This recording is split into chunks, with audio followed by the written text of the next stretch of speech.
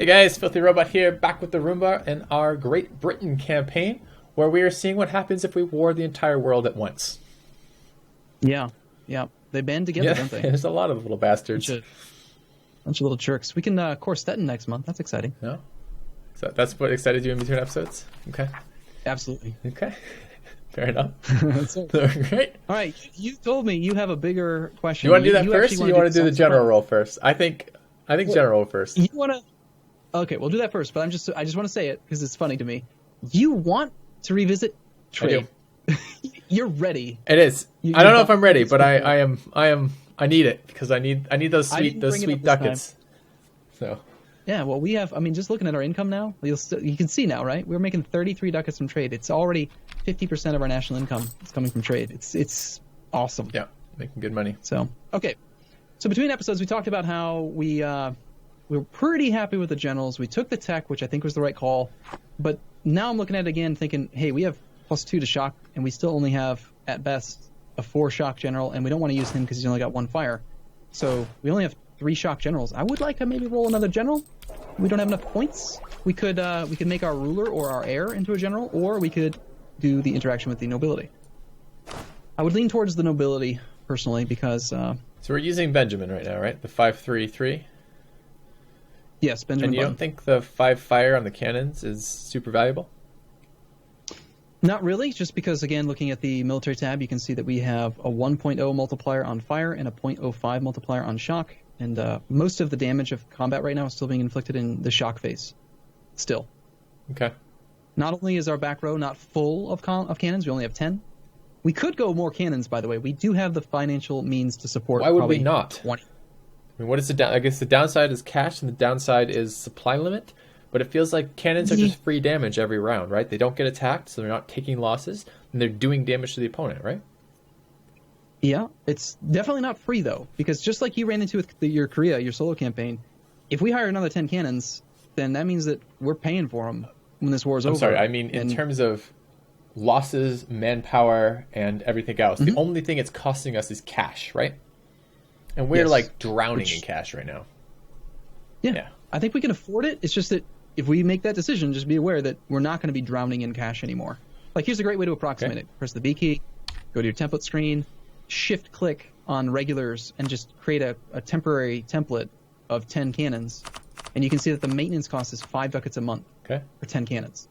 I did Merc cannon, so it's even more expensive. So I'm going to go take a quick look at that. All right, 5.08, yeah. So that's, I mean, just knock that off your income permanently, unless you're at no maintenance, which is rare. Yeah. So it's expensive, but we could do it. Well, it depends. How many more wars we have? And remember, we just brawling everyone forever? Probably. Yeah. Forever, yeah. Then we should absolutely grab more cannons. Okay. So anyway, we should roll a general. I'm leaning towards the general interaction with the estates, even though they have a lot of influence, because, again, just a brief revisitation of how tradition works. The interaction with the estate's going to give us a 40 tradition general, which gives us 2 guaranteed pips. Where do we see our tradition right now? Under the military score? Under military tab? Yeah, military tab. Okay, and our very top current army tradition is 37. So we would only get 1 guaranteed pip. But we're so close to being able to roll our own 40 tradition. So it does have decay, fully maintained forts, morale of armies, manpower recovery, current effects, morale of armies plus 9.2%. Oh, that's the effects of having this army tradition. Where does it say how we gain more army tradition? It says right in there, if you read more. Army division is accumulated army experience. Increased by ideas, buildings, land combat, and sieging. Each fort you siege, I think, gives you a flat 1. A flat 1? So we're like 3 away. We could just siege some forts and then roll our own generals. Okay, so I'm okay with the... If you still want to do the interaction, I'm fine with that. Just for getting one right now for this war. But it feels like after this war, that becomes a very low-value button. Because it's a lot of influence, and we're going to have as good generals in just a couple more sieges. That's right.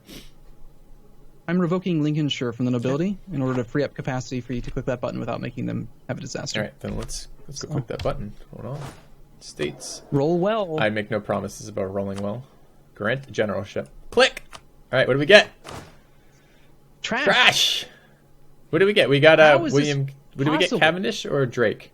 Cavendish is the new one. 2-3-2-2. I mean, he's better at sieges. He's a good secondary siege general. I'd get rid of Oliver Wolf in this case, but... Man, he's still trash. Like, that's like 4 generals in a row that have not had very much shock when we have +2 guaranteed shock. It's really shocking. Haha. That keeps on happening. Oh, man, I laughed too. Anyway. But I don't know if it was with you. All right. Man, that's sad. We want to roll another one at 50 monarch points, Okay. I think. Actually, Well, I'm we not doing it at 50 monarch points. I will do it when we get to 40 tradition, though. Do you want to demand some monarch points from him right now? We could demand 150. Make him disloyal. No interest in doing that. All right. Okay, fine. Well, in that case, let us...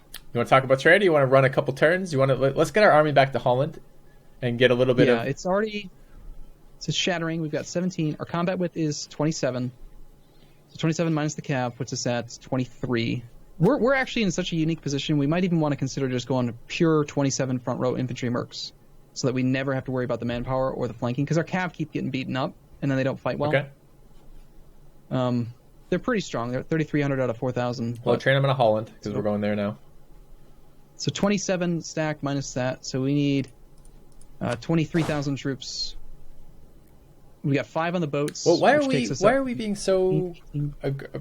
Okay, so I understand in general the benefits of merking. It comes you paying more money for them, although we pay less more money than we would because of our ideas. And the advantage is that we have an infinite supply of mercenary manpower, so we don't use our own manpower. But we actually have quite a lot of manpower right now.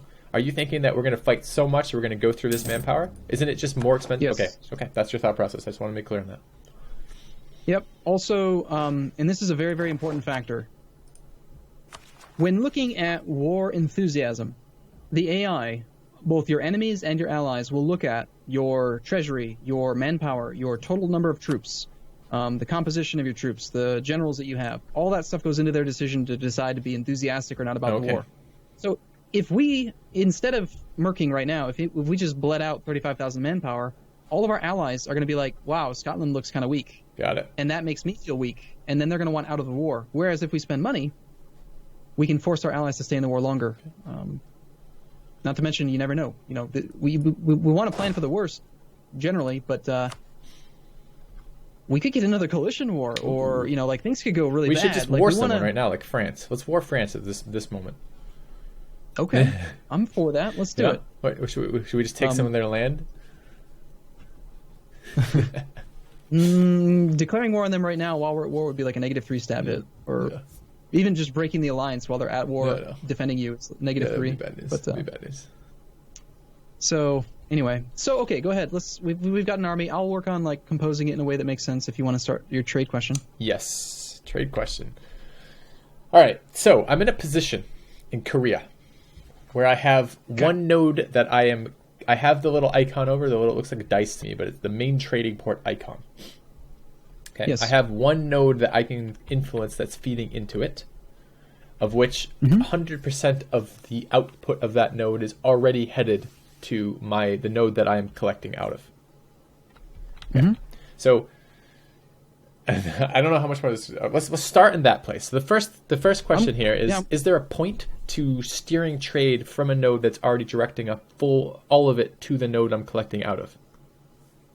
It's not as good as if you could steer from a node that actually has multiple outputs, but you do gain some stuff. Number one, you'll always gain a minimum of 2 trade power in that node by having a merchant present, which gets multiplied by your trade efficiency multipliers.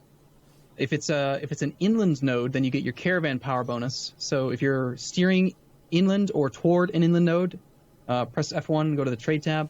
Trade tab is 5. In our case, our inland bonus, you can see it's the second from the bottom list of all things, is 50. Yeah. And then our ideas increase it by 25%, so we get 62.5 inland caravan trade power. So click on, in our case, Champagne. Yep. You see how in the top right corner there's that little valley and green and blue and crap? Valley in green and blue. Nope. Looking at the map. No, don't actually go into the node. You're looking at the button to select it. Yeah, I see now. Yep, the inland trade node. Having a merchant present. So that is an indicator saying this is an inland node, which means you get that multiplier. So now when you look at it says having a merchant that collects in an inland trade node or steers towards an inland trade node. Yeah, but it's lying. Oh, so it's another fucking tooltip that is wrong? God damn it, I hate Click on the province, click on the node itself, and then if you hover over the first set of trade power numbers, or actually no, maybe I'm not right. No. It says trade power from light ships 0, merchant present +2. Inland caravans provide a total of 62.5 trade power. So even though we're steering toward a coastal province, and even though that tooltip says it's only collecting or steering toward inland, yeah, we get an extra 62.5 trade power from that inland trade bonus. Steering. Do we get the 50? Yep, do we get the 50 if we're collecting? If you were collecting there, yes. Okay. So, back to your question. If you apply a merchant to a province or a trade zone that can only steer in one direction, you're getting at least 2 trade power minimum from the merchant, plus potentially the caravan trade power if it's in the right type of node. And then third is that for every merchant you have steering trade, your capital node, your home node, will get a plus 10% trade efficiency multiplier. Say that again. So every merchant I have steering trade, my home node will get a what? Mm-hmm. Click on English channel. Hover over our total trade power multipliers, and you'll see very clearly transfer from North Sea, transfer from Rhineland. Every merchant you have that's steering trade. Where am I hovering? Okay, I see the first line that says Great Britain by country, and I'm looking. Which column? There's 8 or 9 that what am I hovering over? Second from the right. Second from the right. It's your trade power multiplier. Got it. Okay, 94.2. Yep. Every transferred trade power merchant gives you a 10% bonus to your trade power efficiency in your capital node. Okay. So that's why we have plus 50% bonus trade power because of 5 merchants that are steering trade. Okay. So long story short, yes, there is value in it. It's not great. It'd be better if you could steer elsewhere because you get the same thing, right? You'd still get the merchant power. You'd still get the transfer trade power in your capital. But if you have nowhere else to put them, you might as well put them there. Okay. Because it helps. All right. Another question. So I was looking. I got an extra merchant from an idea, and there was no immediate places I wanted to put him. So I was looking further upstream to steer like 2 nodes back towards 1 node back towards the node I was going towards. Does that make sense? Yeah, just like we did in the center of when Europe I put him there, when I assigned him there, you can't assign. I didn't notice a way that I could tell him which way to steer. And when he landed in the node, he was steering it in a direction I didn't want. Why was that? Okay. Because the game, for whatever reason, calculated that was going to somehow give you more money, but the game's not always correct. So go to your trade map mode. Why? Yeah.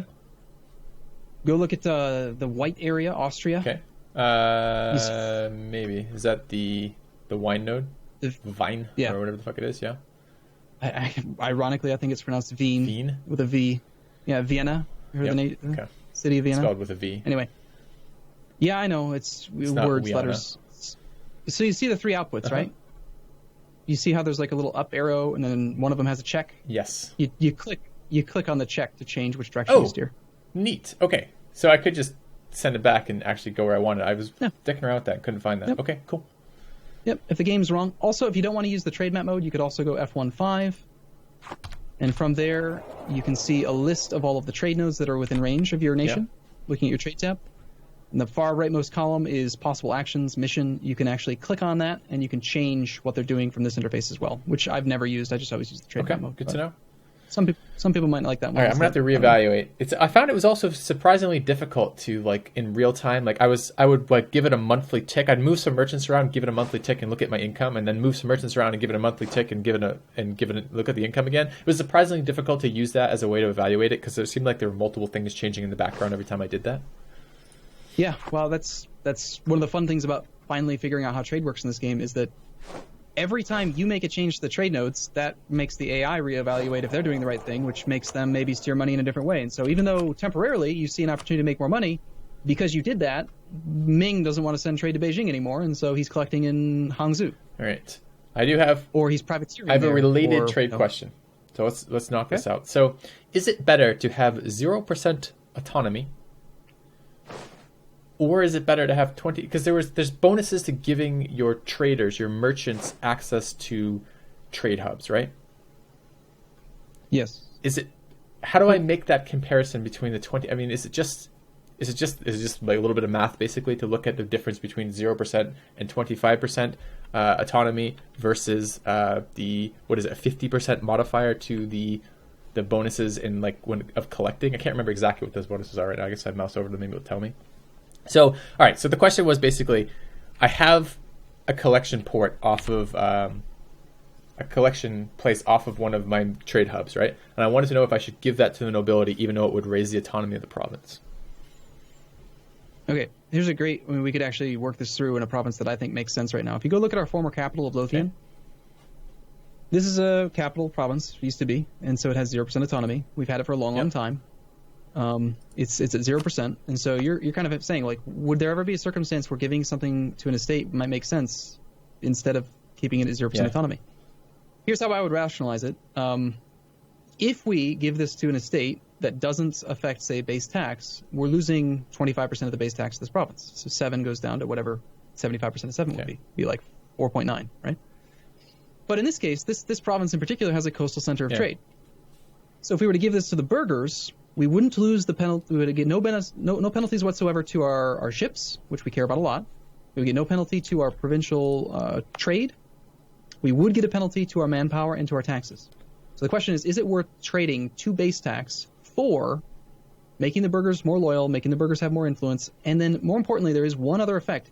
With Lothian, the burghers will have the following effects in your country. Wait, where are you seeing that with Lothian? You're having it from the macro estate screen? I'm looking at Lothian as a province, and I've got the buildings breakout thing opened up, and at the bottom I'm looking at the estates information. Okay. Click on Lothian, click on the buildings tab on the right. Okay. You can see that there's no assigned estate. Click on that little button, and then if you're hovering over the burghers, you can see the effects if you give it to the burghers. I haven't clicked it yet. It will have the following effects in the province. Minimum province autonomy will go up to 25, removes autonomy modifier for production, trade power, naval force limit, sailors, and then this is the one that I care about, local trade power plus 50%. Yeah.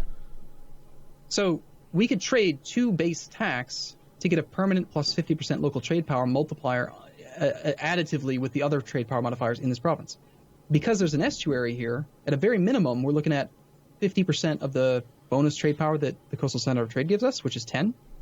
So we could just click that button and get 5 extra trade power in this node. And if we go all the way back, like 60 episodes ago, when I first started confusing you with trade, only provincial trade power can propagate trade upstream. Oh, Jesus. All right, we're lost again. Okay, don't explain that. I don't want any part of that. Cannot. Okay. Long story short, getting more provincial trade power would be really good. So this is a circumstance where even though we're going to lose actual effective tax revenue, I would definitely give this to the burghers because it's got. Give me a rule of thumb. Is it generally a good idea, generally not a good idea, or generally something you have to work out via the maths on this because it's going to be so variable? Okay, I can give you some generalizations. For me, always give every estuary to the burghers. Always. That's all I wanted to hear. Perfect. If it's got a provincial, any kind of provincial modifier that gives you trade power, always give it to the burghers. Second, if it's got any kind of provincial modifier, always build a marketplace and any upgraded versions of the marketplace. If it doesn't have a provincial trade power modifier, build no marketplaces under any circumstance. It's not worth the money. Okay. Well, I actually did build a marketplace there, and I was on the border of giving it to my my merchants, but I wasn't quite sure yet. So that's helpful. Good. Okay, that actually, believe it or not, gets through my question list. Oh my gosh. Yeah. I guess we have to stop recording today, and then you can write down more. That's right. Can't control the army quick enough. The navy quick enough. Trying to get back to the next trade. Take a look at what's going on. Okay, so we're just waiting for some mercs to come up. We got 20. They're recruiting kind of slow in Holland. Unfortunately, we just conquered Holland and it has high unrest. So you'll notice that the training time, even for mercs, is 24 days. So that's one of the other reasons why we didn't train a bunch in Holland. Is that, you know, like some of these things, like you asked me, well, why didn't we train in Holland? And I'm like, well, I don't really have a good answer. I just know it's wrong. You know, like mentally I didn't do it, but I couldn't answer clearly why it was that way. I just sort of remembered or knew that it was going to be slow. You're claiming experience. Okay, I can buy that. Yeah. Anyway, we've got 22 plus 4. We need at least one more to finish, and then we will have full combat width, although we are only at 20,000 out of 22,000. So we need 2,000 more infantry to recover. Okay. We're getting there. Anyway. Yeah, we're going to have to go fight some armies. I would really like to knock one of these coalitions out. Like, if we could get a white peace. The problem with white peace is that it's going to give us 5-year truce, and these guys are just going to join the coalition again. So we need longer. We don't want to sync them up. Yeah, we don't want to sync them up. But, like, Cologne is at 127 aggressive expansion. They're not going to stop being pissed anytime soon. Okay. In 10 years, they'll have lost 28, putting them at 100. Yeah, right. Like in 50 is the danger point, so. They're 30 years away from being unable to join the coalition. All right. I think we should either go smash armies. Yeah, we got to go fight the Papal State. He's got no leader in Paris. We've got to go do that. Top priority. Oops. Okay, we have an event, Cruelty of Mercenaries. We decided, by the way, not to reload just because Filthy's lazy. It's nothing to do with that. It's waste time for reload. We can do it next session. It'll be all right.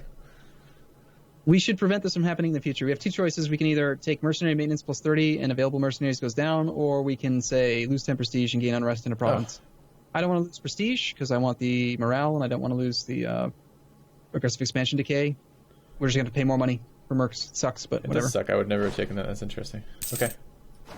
We just I care lost way more about prestige. We lost an advisor. Okay, I thought it was one of our generals. Let's go take a look at the advisor. Ooh, nice. I like the discipline advisor.